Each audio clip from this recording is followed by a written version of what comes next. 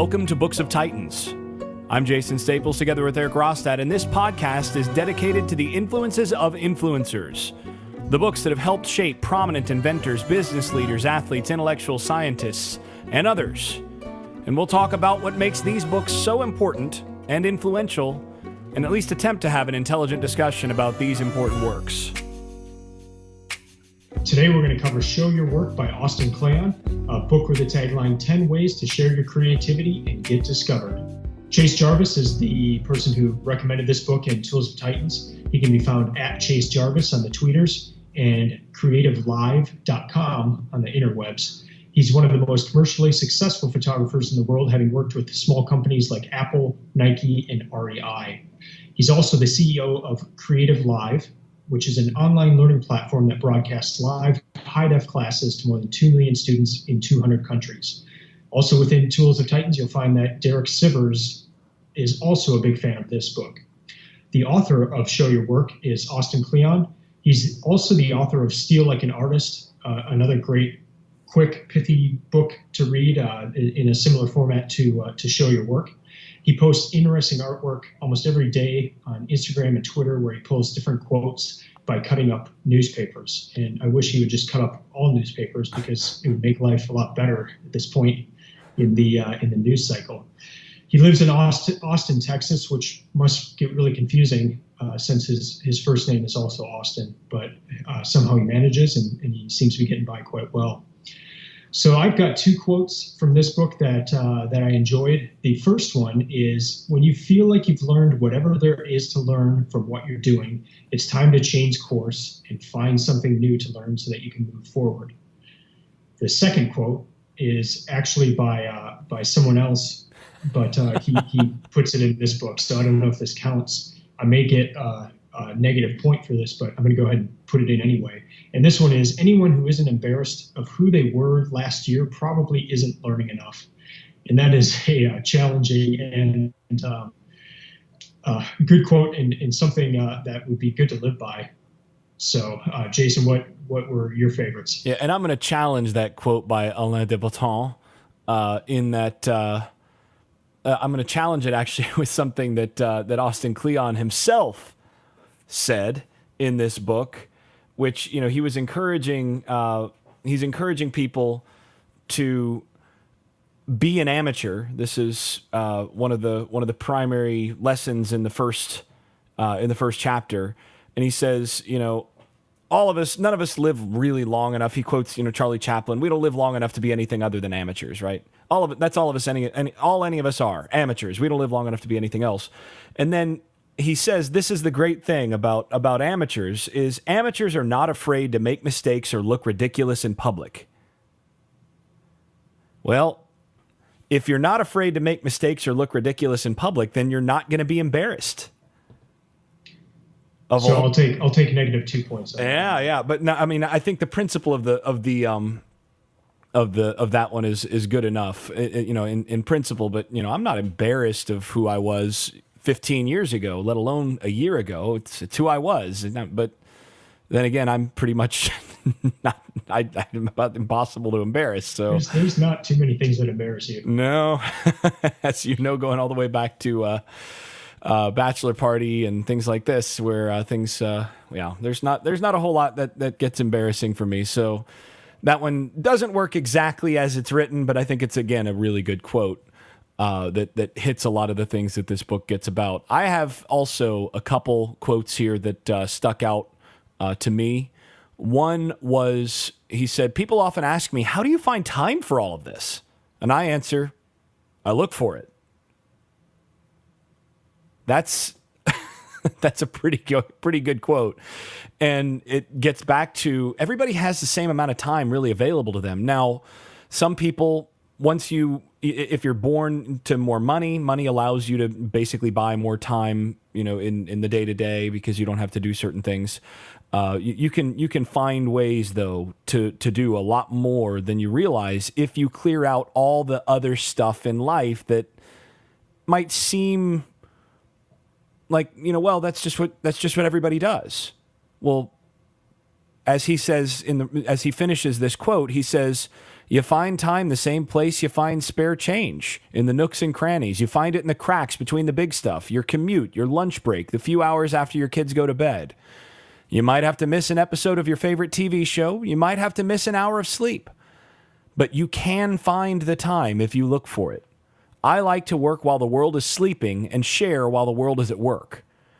And that's cool. That's just a really, really good quote where he gets at, I think, the biggest excuse that we all, and I'm including myself here, I'm including every listener here, regardless of how efficient we are, regardless of how successful we are, pretty much the first excuse that everybody uses is, oh, I'm so busy. And actually that becomes kind of a humble brag, right? How's it going? Oh, well, really busy, man. Just grinding, just so busy. It's like the humble brag of the 21st century, right? Oh, well, man, I can't do anything these days because I'm so busy. Well, and the classic response, well, that's better than the alternative, right? Right. But the thing is, and I think this book and some of the others that we've been reading lately put the lie to that, a lot of times busyness is the easy alternative to trying to do something meaningful, which oftentimes takes clearing out all the stuff that would make us busy. And this is something I'm having to really grapple with myself. And one of the key points, I think, to the 4-hour work week and the challenge in Tools of Titans as well, where his name is escaping me right now, but he says, if you have a 10-year goal, try to get it done in 6 months, or what's keeping you from getting it done in 6 months. So just that mentality of trying to use time well. And to your favorite first quote there, I often say you make time for what you want to do. And so I think also I don't have time to do that is also a way of saying in a nice way to somebody, well, I don't want to do that. Right. Well, but the thing is, we lie to ourselves about that, right? I mean, we say, oh, well, I don't have time for it. And what it really means, again, what you're getting at here, what it really means is I don't value that enough. Mm-hmm. And that's a really different way. Like, I think actually this is a really interesting challenge to try to apply, right? That, say, for the next month, every time you have to say, well, I don't have time for that. Instead of saying, I don't have time for that, you actually have to say, sorry, I just don't value that enough. It's a good challenge. I may try to do this because, the reality is we can make time for what we really truly value. There are ways of doing it. There are all sorts of sacrifices that we can make if it's something that we really value. But sorry, I don't value that enough to sacrifice this other thing that I'm going to be doing during that time. I really have to get through the House of Cards binge watching that I need to do. And so I just don't value that enough to do something, other than that. Right? Yeah. No. So that's one quote. The second quote has to do with more of this question of sort of finding your niche, finding what you can contribute. And I think his advice here is really good. It's something that, in my experience, I've found to be true. And there's a lot of stuff in this book that, again, from experience, I think he's absolutely right. But this one really rung true. Be on the lookout for voids that you can fill with your own efforts, no matter how bad they are at first. Don't worry for now how you'll make money or career off of it. Forget about being an expert or a professional and wear your amateurism, your heart, your love on your sleeve. Share what you love, and the people who love the same things will find you. And then he gets to, if you find enough people who share your passion for something, then your passion actually can give you the chance to become an expert on it. And if there are other people out there who share that passion, and then you become a valued voice or participant in that community, then there are ways of monetizing that. And so suddenly you find that you're able to do something that you wouldn't have imagined that you would have been able to do, because you created an audience by not by being an expert or but by being, by being available, by being someone who looked for a void that you could fill with your own efforts. And even if your efforts weren't going to be any good at first, you found that void and you said, somebody could totally do this better, and then commit to doing that. And again, where do you find the time to do it? Well, you make it. Mm-hmm. And if it's something that you really value, that you really love, that's really, in your heart, then you find a way to participate in that community, find a way to share, find a way to fill a void. And then eventually the thing that happens from that is that you become valuable. And I think that one of the real values of this book is in that transition, right? It's in basically understanding the difference between trying to do something as a career where you make money versus approaching everything in life from the other angle, which is, how can I contribute? How can I share? How can I fill voids to bring value to other people's lives? And then once I'm actually bringing surplus value to people, that's actually going to return to me in some way as livelihood. And that's something, Steve Jobs used to talk about all the time is, well, we're not out to try to make products that make money. We're out to try to make products that do that solve problems that people don't even know they have, so that this product can create value. Stuff that stuff that I really wish existed. I want to make that. And then if I'm able to do that, then other people will be there that wish it, that realize that they'd wished that it existed, and now they're willing to pay money for it. But as soon as money becomes the driving factor for things, you lose that creative edge. You lose the passion to actually create value.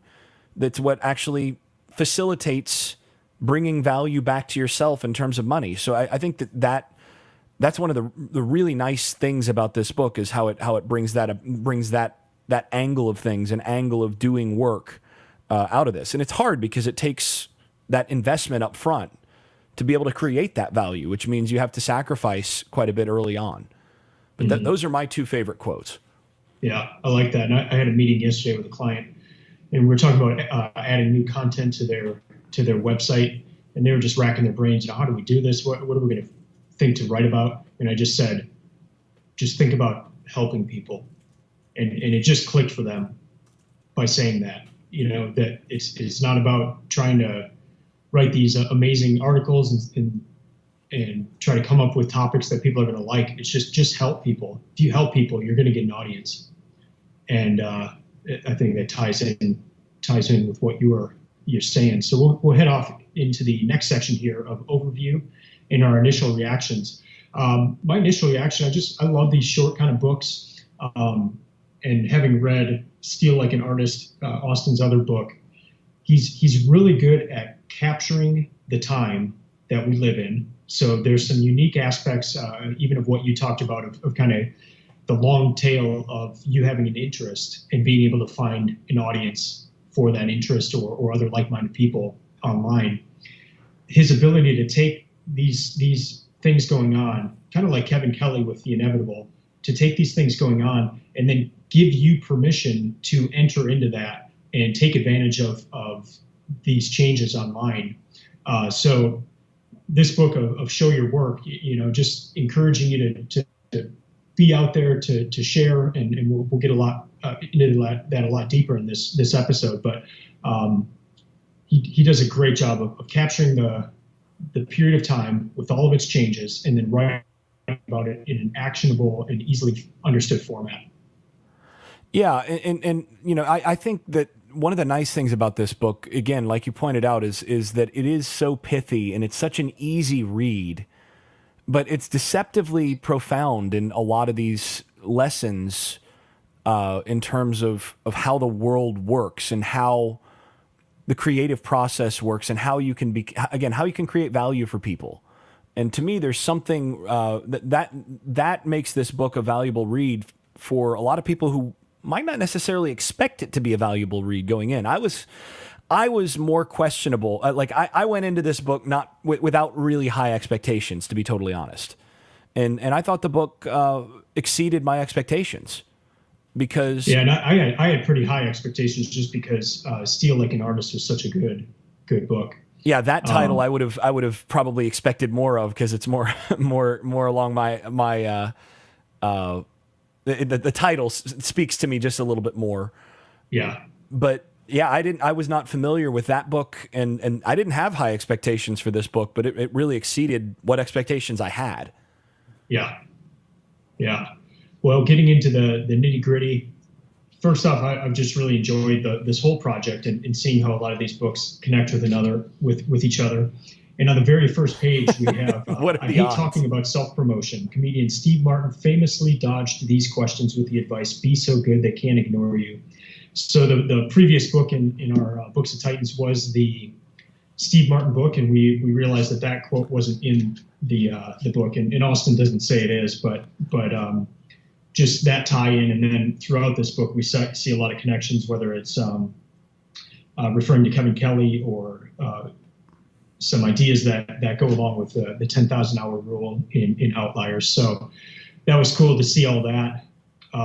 One of the other main things that Jason you've already mentioned is this idea of the amateur, and Kevin Kelly hits on that in The Inevitable, but that we're all of these changes, all of these new ways of communicating, of being able to show our work, it's turning us into amateurs. And the way Kevin Kelly talked about it is, if you're not approaching your phone and the new technologies on your phone or your computer with the mindset of an amateur, you're gonna fall behind very quickly, because you have to have that mentality going into these things, because things are changing so rapidly. And when Austin was talking about this in the book, it made me think of a podcast that I used to listen to, and I don't listen to it anymore, but I really enjoyed it. And it was a podcast called Listen, Money Matters. And it was two guys, when it started, now it's a completely different how they have it set up. But at the beginning, it was two guys that didn't know anything about finances. And all they would do is interview people who were knowledgeable about different aspects of finance. So instead of listening to a podcast of a brilliant finance person who's worked in the industry for 30, 40 years, I almost got more out of this podcast than any other finance podcast, where you're just listening to two guys learn as they go. And it was kind of where I was at that time. I was learning about different investments and concepts and all this sort of thing. So listening to these guys talk about it from that point of view was really cool, and from that amateur point of view.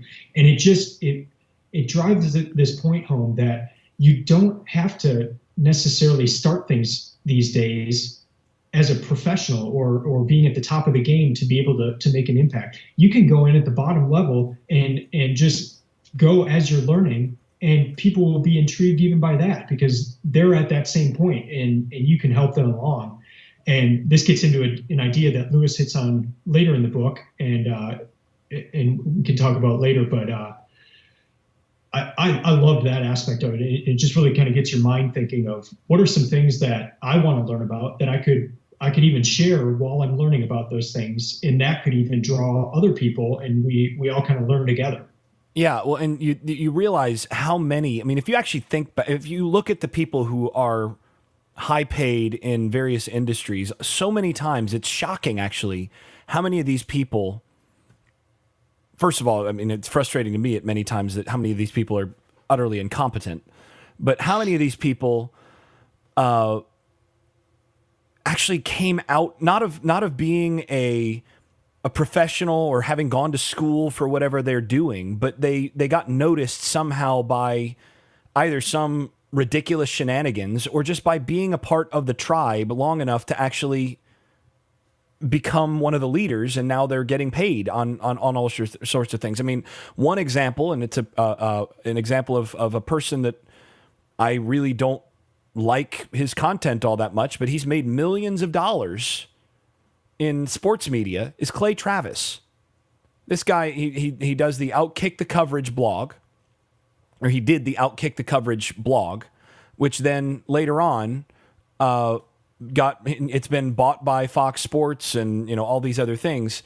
But here's the thing. Clay Travis didn't start out as a sports writer. Really isn't a sports writer still, but didn't start out as a sports commentator. Really, what he was a lawyer who got frustrated because he couldn't get an NFL Sunday ticket in the Virgin Islands, the U.S. Virgin Islands, where he was living. So on his personal blog, he explained that he was going on a pudding strike, eating nothing but pudding, with the goal of forcing DirecTV to carry the package in the Virgin Islands. And he chronicled his pudding strike for 50 days and received a tremendous amount of attention for his pudding strike because he was passionate about the NFL and wanted NFL Sunday ticket from DirecTV. Here's the kicker. It failed. DirecTV didn't do anything out of the pudding strike did nothing except 50 days later when the pudding strike ended, he had received all this media attention, and by the next year was writing online for CBS Sports because he created. Did he also receive diabetes? Yeah, depends on what pudding he was eating, I guess. But he wound up writing for CBS Sports the next year unpaid, and then in 2006 he started doing his own thing and now the guy's made millions on this. And why did he make millions? He made millions because he went on a 50-day pudding strike and publicized it. And now the guy has a radio show. He has, he created the Outkick the Coverage blog, which then gets acquired by Fox Sports and becomes a part of that online empire.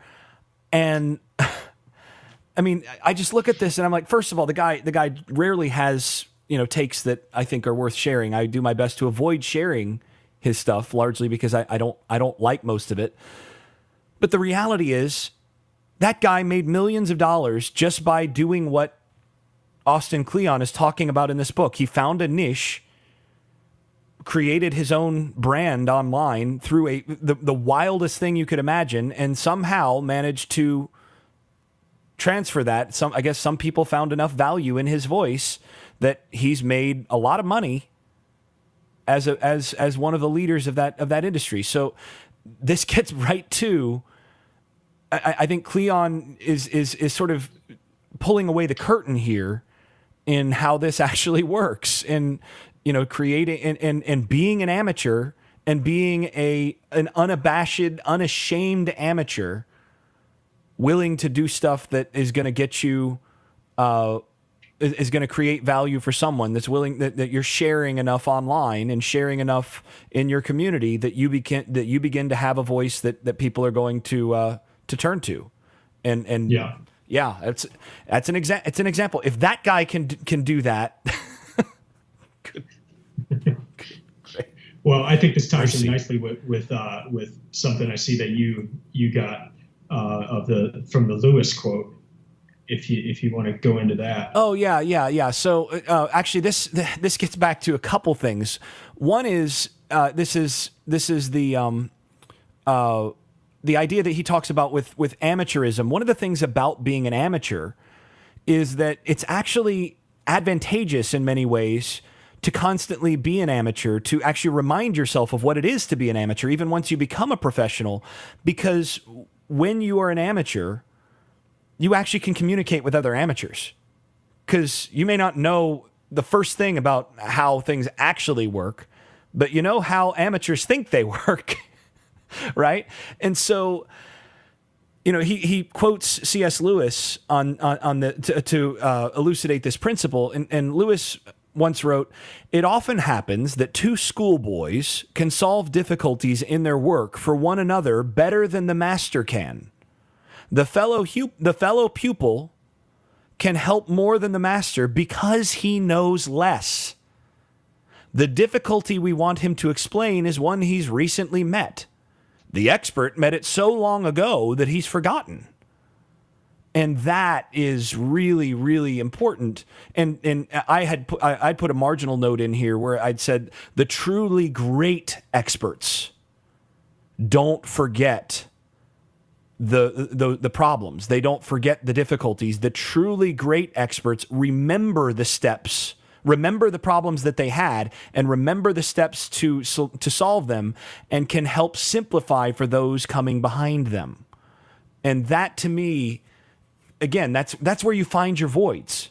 And this tied into one other thing that I really liked about this, and it's something that, I've got a bunch of old notebooks from years past, and I've not been as good about keeping some notebooks, although a lot of it's, anytime I have an idea, I'm pretty disciplined about getting it into either Simple Note or Evernote, and then, eventually going back and trying to organize those is an important thing. But he says, it's important to keep notebooks, important to chronicle your ideas and all this, and then he steps back and says, and this is the thing that I think most people who do a lot of note-taking or journaling and all that don't do, is he says, and this is a very, very valuable thing, I think, but the thing about keeping notebooks is that you have to revisit them in order to make the most out of them. You have to flip back through old ideas to see what you've been thinking. And to me, that does a couple things. One is you see your growth, which can be a little embarrassing, perhaps. Like, oh, wow, I thought that 5 years ago. Oh, geez, now I've learned. But here's the thing. 5 years ago, you'd forgotten that you didn't know that. Like, you'd forgotten that you didn't know that 5 years ago. Guess what you just located? You found a void. You found something that you've learned over 5 years that 5 years ago you didn't learn. You hadn't learned. You didn't know. And 5 years ago, you wanted to know it enough that over those 5 years, you've learned it. Well, when you revisit the old notebook and you find out, oh, wow, I thought that about this, but I was totally wrong. And now I get it. You've found a void. You've found something that you can actually contribute to someone out there who's probably where you were 5 years ago.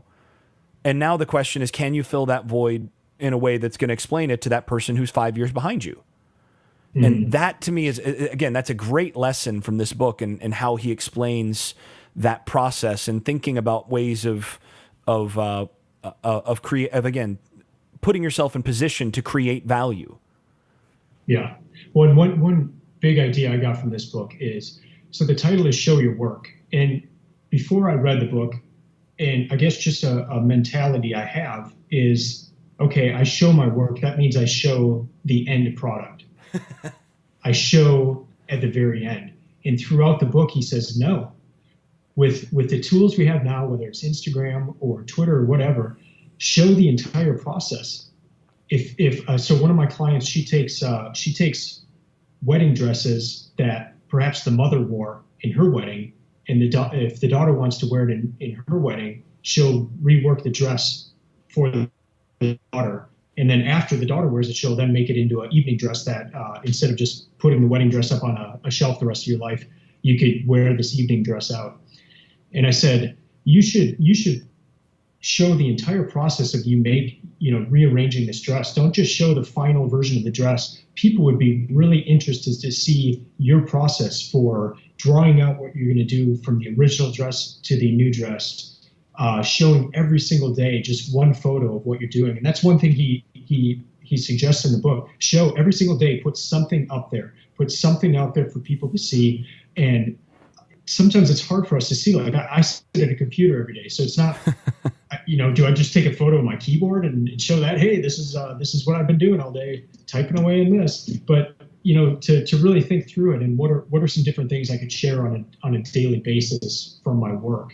And I thought that was one of the most valuable pieces of this book of don't just show the end product, but show the process. And people are very interested in the process.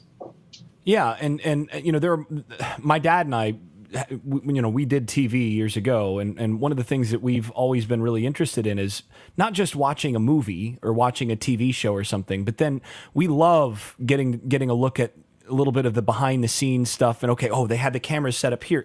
Oh, they did it this way with Steadicam. It's I'm fascinated by the process of this stuff.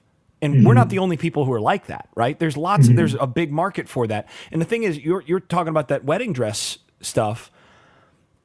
When someone sees the artistry that she's putting into that kind of thing, someone Googles or finds her because, it's been Pinterested or something. This is how this person did it. When someone sees the artistry or sees the expertise behind it, that makes her, I think, much more likely. And this gets back to what Kleon's point is.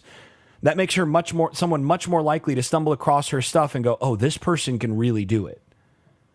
It's not just the end product. It's actually showing, yeah, when I do the process, it's not just some, oh, I just arrived at the final thing. This is an art, and you really want to come and use my expertise if you're going to get this done. Yeah. That's the other part of that. I'm going to say I don't want to use the word counterintuitive, but I'm going to say countercultural, because I think it goes against our culture in the sense of the end product is clean, but we think the process to get to the end product is messy, and we don't want to show the messy parts. But as you said, that's really the parts that show the expertise. That's the parts where, and even if it is messy, it shows that that there's a certain understanding of what you do, or at least you're learning from the messy parts into how you got to the final product. So it was something I think about. I've given this book to one of my clients, and I suggested it to another client and one person I gave it to is a painter, and I gave it to him because he just wants to show the final painting and have that be on the website. But I said, man, there is so much value if you were to put the whole process and how you go about picking your paint, mixing your paint, and how you find the inspiration, and how, just every single day, if you did that of the painting you're working on, that would be invaluable. People would learn a lot from it, and it would show that how truly great of an artist you are through all what we consider the messy things. Well, and here's the other interesting thing on that is what makes art valuable. Like, what makes one painting more valuable than another, or one piece of music, one song suddenly become a hit versus not. And we like to say that it's, well, they're better. But the thing is, why is it then that so many painters are rejected in their own lifetime, and their art is thought as, not very valuable, and then they die, and for whatever reason, suddenly that painting becomes worth a fortune? What, their painting became objectively that much better after they died? Like, come on. Something changed. And there's actually, and we'll put it in the show notes, there's a podcast from the Money. It's an RN podcast from Down Under, where they actually discuss this. It's a podcast called How a Hit is Made, the Economics and Psychology of Pop Culture, where they interview Derek Thompson, who did a book called The Hitmakers, The Science of Popularity in an Age of Distraction, which was just released in February of 2017, so February of this year. And one of the things that they talked about is what the difference between, say, a hit piece of art, something that becomes a smash hit as music, or a very valuable painting or whatever, and why that becomes valuable. What is it that makes a hit versus something else? And the thing is, so much of it is psychological in the eye of the various beholders. And the thing is, no matter how good a painter your client or your friend is there, no matter how good a painter he is, that's not going to create the value in the mind of the potential buyer that a narrative or a story that somehow attaches to that painting in someone's mind would make would add value. You can take a song, and it could be in a sublime piece of music making, and it gets totally ignored because only, say, a few hundred people listen to it and they like it, but they don't have an emotional connection to it for any reason. And then all of a sudden, and actually in this episode, it talks about the one of the most played, and I wish I remembered the name of the song, but one of the top 2 or 3 songs, most sold songs in history, how that song was out for over a year. I think it was 2 or 3 years with almost no sales. It was a B-side of an album.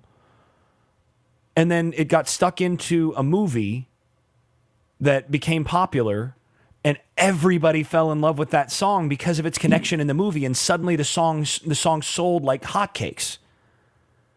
And this happens all the time. Sixpence None the Richer. Everybody knows Kiss Me, the song Kiss Me by Sixpence None the Richer, or at least everybody about our age. Well, that nobody knew who Sixpence None the Richer was until that song got onto a fairly widely viewed rom-com in, a summer movie. And suddenly everybody kind of identified that song as, oh, it's really romantic and so on. And yeah, it is that, but that's sort of an artificial way of producing process, right? Of showing the narrative behind the curtain and creating emotional ties. So if your friend suddenly he's showing all of the artistry that goes into the painting, now someone has a story to tell about the painting that's up on their wall, and it's that much more valuable to that person. They're probably willing to pay more money. So this is, I think, again, like you said, the counter-cultural or counterintuitive lesson of what Austin Kleon does in this book. Well, what's interesting too in this line of discussion is Austin's other book, Steal Like an Artist, because his point in that book is some of the best art is where the artists have stolen from others, but they've stolen multiple ideas, combined them together into something new and fresh, and that's where their art gets its notoriety and gets recognized, because they combined two things that weren't combined maybe in the past, but or more than two. Or kind of got those ideas from and stole them from different artists and then combined them. So, and actually, I don't think his argument is just that the best art or that some art does this. I think his argument is that all art is basically taking stuff that somebody else already did, that already existed, and just remixing it a little bit. Basically, all art is, all songs are remixes to some degree. All art is remixes of stuff that's already there. Yeah, except for the Slim Shady. He's the original Slim Shady. Well, yeah, but that's a little different. I mean, that's, yeah. And you can't forget about Dre either, but I mean, you have the originals there, but now that those have been done, there really is nothing left that's new. Mm-hmm. Okay, I'll give you that one. Now, one other thing too, getting back to your thing, you said the messiness of the creative process. That's something else that I liked that you brought out in talking about the messiness of the whole process, of the creative process, and showing that. And that's something that Kleon really emphasizes in this book. And it connects to this idea that oftentimes we have this, and it's spurred on by movies and just narratives about how things come about. But we have this idea of sort of the lone genius, and he fights really hard against this in this book, that you have this idea of the lone genius, the creative who, basically locks himself away and then at some moment after a while gets this eureka moment of inspiration, and then suddenly the great art or the great contribution to science or the great creation of value, whatever it is, just springs fully formed from the head of Zeus, as it were, and you get the final product there. And the reality is that that's not how the creative process works for anyone. that the creative process is always messy, that it's always involving a ton of trial and especially error. And and that the messiness of that is precisely what actually broadcasting the messiness of that is actually a good part of where that value comes in. And one of the problems we have right now actually in the sciences is that we don't have enough negative results that get published. We have people that game their numbers, that do p-hacking and all sorts of stuff, because the whole the incentives of the whole scientific process at this point in the university world, in academia and all this, in research, is to find significant research somehow, some way that you can present as significant and publish as I have some sort of positive result. But what really should be done is sharing the work the whole way through. So today I did this and nearly caught my lab on fire. Well, that's going to go down as that didn't work. So everybody else knows not to try this. And, these last 6 months, we tried this, genetic intervention with mice, and it backfired, badly. There needs to be more emphasis on process with lots of things, not just in art or the stereotypically creative world. And if we could get to where we emphasize that more, it would actually add more value to the not just to the economy, but to society at large. So I think there's a lot to be said for that. Now, the hard part is that, and this is where I ran into issues as an academic, there are times where it's a dog-eat-dog world enough in, say, humanities scholarship or whatever, that if you share your idea in the wrong form, in the wrong way, let's say you use Twitter and you just tweet out, so I was thinking about X thesis, someone who's better established and has more time and resources and a stronger voice in that field may just take that and run with it. I know that this has happened to at least one colleague of mine. Take that and run with it and publish something before you can actually get it out. So that's where you have to actually learn to strike the balance sometimes between guarding your idea, if it's something in that kind of world, guarding it enough to ensure that doesn't happen while still sharing it with a circle of people that are going to be able to help refine it and get through the messiness of that process with that. But that's something else that really stuck out about what you were talking about. Now, I know you had something in addition to run with here from there. So I've monologued long enough. I'm still, you said about 5 minutes ago, you said that you can hack your pee. And so I'm still thinking about that. So maybe another podcast episode, we can touch on that, but I'm still stuck on that. But I was thinking, when you were talking, I was thinking about your earlier comment as well about the movies and the extras that come with them. And I was thinking of it on a music point of view and what are usually called the B-sides. Oh yeah. And B-sides are released and then the avid fans go nuts over them because it's like these long lost tracks that have finally come out that you get access to. And I think that's some of the idea of this thing, like of that 1,000 true fans idea.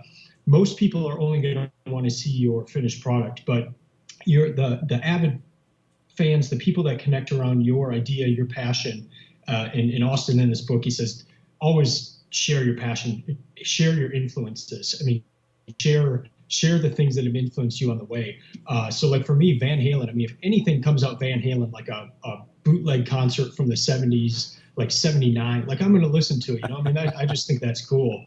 But your average person is not going to care about that. But the point is, if you're out there showing your work, there will be people who are interested in that, and whatever your B-sides are that you think might not make the cut, there might be someone who is interested in that. And so getting to one other thing, I really one thing I got out of this book, and it actually comes from a question your wife asked me over Christmas. She asked, do you remember the books that you read, or how do you remember them? And I was struck by that question because I like reading, but it is that thing, like, well, how do you remember everything you read? And does it go in there and go one in your mind and then out right away, or do some ideas stick? And one thing I thought about when she asked me that is just trying to pick one thing from every book I read and just do one thing.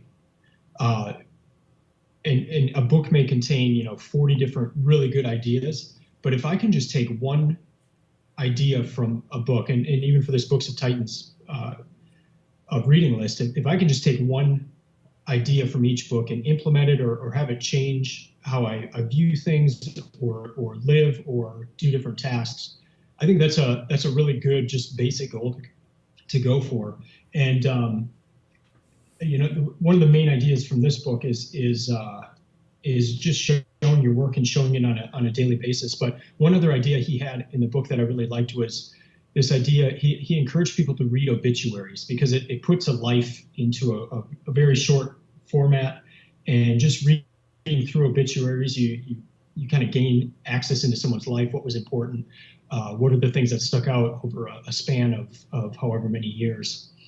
And that's something that I want to start doing. I got one book after 9/11. The New York Times would do a biography of the people that were killed, and would do like 15 or so a day. And I remember reading those in college and just really being struck by them. So that's even something I could start off with from this book, is just revisiting that book that I bought and just taking a few obituaries a day and reading through them. I thought that was a neat idea that Austin suggested in this book. Yeah, and there's a lot. I mean, again, we could talk, I think, probably another hour at least on the interesting pithy statements and concepts in here. There are a few others I wanted to touch on before we wrap. But I encourage the listener to go ahead and buy this book and go through, because I think, again, getting a chance to read all this together is worth it for those who are interested in again, creating value for those around them in their life, and hopefully producing something that can create value in return. But in line with your B-side thing, there's a statement that he made that was, stop worrying about how many people follow you online and start worrying about the quality of people who follow you.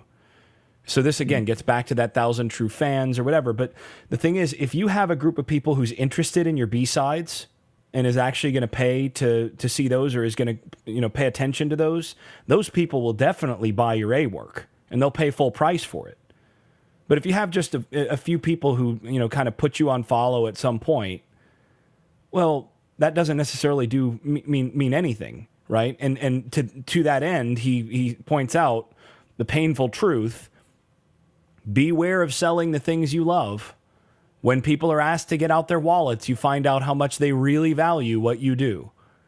And danged if that isn't true, right? I mean, those of us who've done any sort of work that involves subscriptions or selling albums or selling books or whatever else know full well how that works, because you kind of expect, oh yeah, my friends will buy it. Actually, it turns out friends are about the last people that buy stuff. They expect you to give it to them for free. And generally speaking, because they kind of know where you're going with things, or they've heard it before, they don't buy it. And you're like, well, gee, thanks for showing me how much you value what I do. Yeah. But you do need that secondary group, not your friends per se, but the fellow passionates that are in your tribe that are going to buy something, that are going to actually find enough value in what you do to actually show it with their wallets. And that's a harder thing to find. And he gets into that, I think, again, in a very productive way. He frames it well in this book. And then finally, before we get back to the big picture, I loved, this is my third favorite quote from the book. An amateur is an artist who supports himself with outside jobs which enable him to paint, said artist Ben Shahn. A professional is someone whose wife works to enable him to paint. And man, again, it's so true. Sure. And it gets right back to some of the outliers type stuff, right? Where if you don't have a network, if you don't have support to actually find a way to be able to make the time, to find the time to be able to do some of this, then you're never going to be a professional in that area. Because that really oftentimes is the difference between being a professional and an amateur, is having support enough for someone to share your passion enough to help you maintain that passion. So, yeah, there's a lot of positives here in this book, a lot of food for thought. And again, it gets back to the benefit of something that's really short, really pithy, that forces you to reevaluate again what sort of how you're sharing, how you're going about the kind of entrepreneurial or creative stuff that you're going through. And so for a lot of the people who would be listening to this podcast, I think it'd be very useful. So as we come then back to the big picture, any conclusions here? I just finished one of the other Books of Titans books, and the author talks about haiku and the haikus, and it's almost like just in passing that he mentioned it, but haikus have been on my mind since then. And the haiku, taking vast concepts and putting it as concise as possible into a short little piece is a really hard thing to do, but it's so valuable, and you get so much out of reading haikus. And I almost view this book like a Depends haiku. on the haikus. Yeah. But this book is 215 pages, and about half the pages are images, or the newspaper type cutouts that he does, or things that he's drawn, words, different things like that. So you're looking at like 100-page book that you can get through. I'm a fairly slow reader, and this one took me about 2 hours. So, and the back of the book says $11.95. So for $12 and 2 hours of your time, this is an unbelievably valuable book in getting you to put your mindset in where we are right now in terms of being able to share, and then the benefits of sharing not just your final work, but the process in between, and knowing that there's going to be people out there who are going to be interested in that. I just think it's a no-brainer. It's a book that you should pick up. I've already given it to one of my clients and have recommended it to others. And I think it should just be a quick read. It should be something also like the 22 Laws of Marketing, where it's something just kind of reference at different points in the year.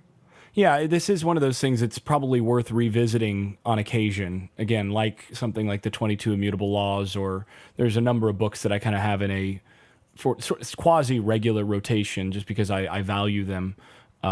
And, this is one that for a lot of people, I think would be the kind of thing to revisit. I don't know that I'd do it yearly, but it's something to revisit periodically. And again, in terms of big picture, there's a lot of really important concepts here. I really liked his idea of stock and flow, where, this, again, is interacting to some degree with the flow concept that Kevin Kelly talks about, where you have the flow is this, it's the Twitter stream. It's where everything is moving really fast, and it's everything's changing all the time, and you have to be willing to sort of be in the flow in order to share. You have to actually be willing to, and he's adapting this, by the way. He says from writer Robin Sloan. It's the posts and the tweets and all that, and you have to participate in that. It's the updates that remind people you exist, he says. Wait, did he adapt it or steal it? Well, that's an open question, isn't it? But, this is basically where he goes. The flow is the feed. You have to remind people that you exist. You have to be a part of that feed. But then in order to actually create value, you have to actually create stock. That's the durable stuff. That's the evergreen stuff. As Robin Sloan puts it, and he quotes Robin Sloan here, it's the content you produce that's as interesting in 2 months or 2 years as it is today. It's what people discover via search. It's what spreads slowly but surely, building fans over time. And the magic formula, of course, is to maintain your flow so that you're doing something kind of on the daily basis and sharing consistently, while actually working on your stock in the background. It's a great concept, right? And there are different ways to go about that, but that is a really valuable concept to think about. And I would actually add to that that one of the steps of that magic formula, one of the ingredients of that magic formula, is to actually use the flow to build your stock. So it's not just maintaining your flow while working on your stock in the background. Ideally, and it depends on what you do, on how it can allow it.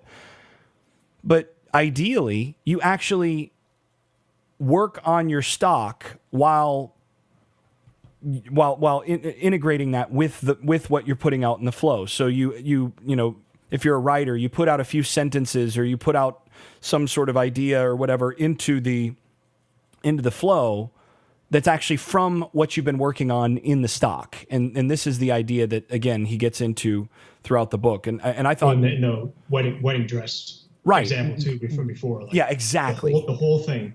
Exactly. So you're reminding people in the flow, but the actual... that what you're doing in the process is actually building long-term value more than anything else. And then his idea... I think the basic thesis of this book is pretty simple. Be generous, not selfish.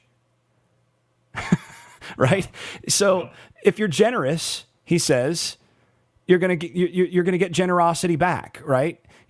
Over and over and over again, you have this idea that he keeps coming back to, that there's this quote where he says, somehow the more you give away, the more comes back to you. Well, yeah. And that is a truth worth repeating over and over and over again. You give away and more comes back, precisely because you've become an open node, as he talks about. You can't just be someone who's going to try to put out your own stuff and not pay attention to others. You want to be the person that actually is passing along stuff and becomes a valued node in the larger network. And then people will start paying attention to what you actually have to give. So give and it will be given to you, and selfishness hurts in the long run. And then, of course, he's got the little proviso.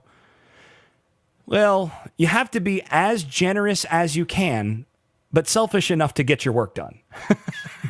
So you have to actually make space for what you value, but outside of that, be as generous as possible with everything else. And that is a great lesson. I think that's where that's worth leaving off on. And the book really riffs off that idea over and over and over again in ways that I think are worth thinking about. Yeah. Yeah. We need a mic drop noise. Yeah. It's too bad we can't do animated GIFs. And yes, it's GIF, graphical, not giraffical. It would be interesting if it was giraffical, but there are no giraffes involved here unless it's a giraffe GIF. And with that, we're going to go ahead and wrap. Before we get out of here, just a reminder that you can follow along at booksoftitans.com. And you can ping us on Twitter, Instagram at Books of Titans. And you can, of course, subscribe to this podcast, find all of our past iTunes through Apple Podcasts, the Android Marketplace, Stitcher, whatever your podcast manager of choice is. And if you're enjoying this podcast, please make sure to give us 5-star ratings and reviews, and share your favorite episodes however you can with friends. Again, share not just your work, but share our work. And be generous. Yeah, be not generous. Selfish. Don't be selfish, please. Share. We'll be back soon to discuss the next book, which will be... Surely You're Joking, Mr. Feynman. On behalf of Jason Staples, I'm Erik Rostad, and this has been the Books of Titans podcast. Thanks for listening. Keep reading, keep improving. And keep it real.